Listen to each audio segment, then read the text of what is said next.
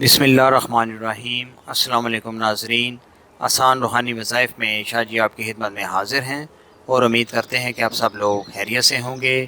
ناظرین، ہمارا یہ جو سلسلہ ہے قرآن پاک کی صورتیں خواب میں پڑھنا اور ان کی تعبیرات جاننا، تو اس حوالے سے آج کی صورت جس کے متعلق ہم آپ کو بتائیں گے وہ سورہ المائدہ ہے۔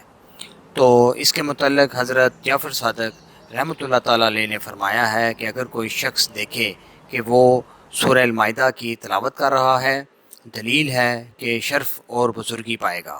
اسی طرح اس کے متعلق حضرت ابراہیم کرمانی رحمۃ اللہ تعالیٰ علیہ نے فرمایا ہے کہ سورہ المائدہ کا پڑھنا مال اور نعمت کی زیادہ ہونے پر دلیل ہے، اور بعض اہل تعبیر نے بیان کیا ہے کہ خواب میں سورہ المائدہ کا پڑھنا صحت اور سلامتی پر دلیل ہے۔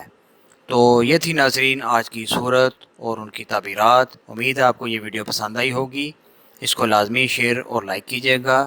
انشاءاللہ بہت جلد ایک نئی ویڈیو کے ساتھ دوبارہ آپ کی خدمت میں حاضر ہوں گے۔ تب تک کے لیے اپنا بہت خیال رکھیے گا۔ اللہ حافظ۔